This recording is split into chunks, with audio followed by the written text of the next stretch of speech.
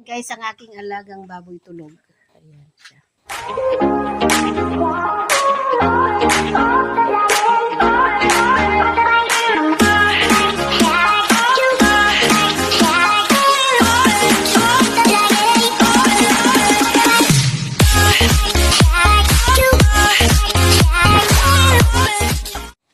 Ayan o. Ayan, tulog siya. Ang aking alagang baboy. Yan, natulog siya. Yan siya guys, mayroon siyang net. Naglagay kami ng mosquito net sa palibot ng kanyang kulungan. Ayan yung kulungan niya. Yan. Malaki yan ang kanyang kulungan. Bali, 2 room yan. Yan siya. Okay, mayroon kaming mosquito net na nilagay. Yan o. Yan, kasi ang daming lamok paggabi. Yan. Yan.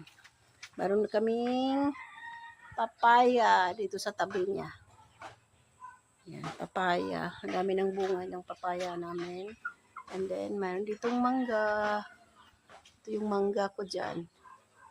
Ayan, namumulaklakan din. Mayroon din akong niyog doon sa tabi. Ayan, maraming bunga ng niyog. Yan siya, guys. Yung aming niyog. Daming bunga, oh. Ayan. Okay. Yan siya guys, yung aming Indian mango. Yan siya. Yan yung aming kulungan. Yan, yung kulungan ng aming baboy. Yan yung septic tank niya. Diyan yung mga dumi pumapasok. Ayan.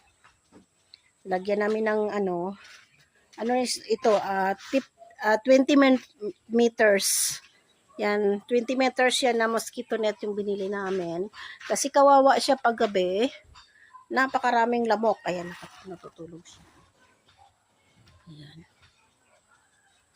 Yan ang aming inahing baboy. Nasa ano yan siya, nung binili na namin is nasa 118 kilos siya.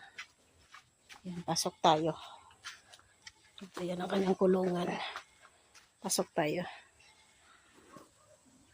Okay. Dito pasok ako sa loob. Kasi maraming lamok. Ayan siya guys. Natutulog na siya. Ayan yung aking baboy. Hinihintay namin siyang ano siya gawin naming inahing baboy siya. Ayan. Sarap ng tulog niya. Okay, dyan siya umiinom ng tubig niya. Ayan ang kanyang kulungan. Ayan, naka-mosquito net yan. Ayan, nandyan. Palibot yan.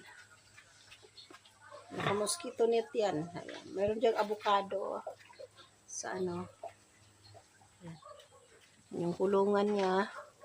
Kulungan ng aking baboy. Ayan siya guys. Malaki niya natutulog. Busog kasi yan siya.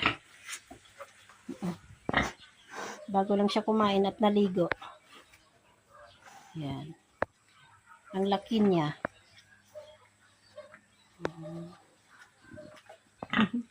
Yan siya. Yan ang kanyang kulungan. Kakatapos lang niya maligo eh. At napakain siya kanina. Tulog ang haba niya oh. Laki. Laki niya. Yan guys. Yan ang aking alaga. Yan. Okay. Pahiga siyang nakaano. Yan, laki ng kulungan niya. Andun sa kabila, walang laman dyan. Walang laman dyan. Wala pa. Pag ano, yan, pag bibili pa kami uli, dyan na ilalagay. Mga biik. Yan siya. Ang haba niyan. Yan. Sarap ng tulog niya. Ayan, sarap na kanyang tulog. Ayan na guys, oh. Ayan, ang aking alagang baboy. Ayan. Ang kanyang bahay. Naka-mosquito net palibot. Ayan. Okay, malaki yan hanggang doon. Kasi grabing lamok pag ano, pag gabi. Ayan, lakad-lakad siya. Ayan.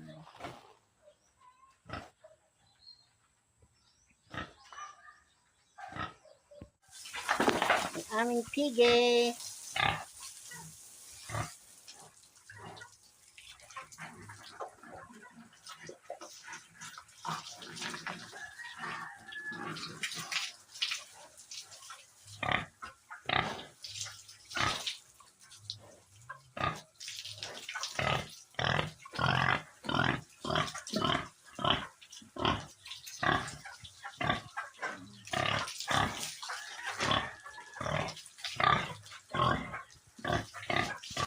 Ayan, thank you for watching. God bless.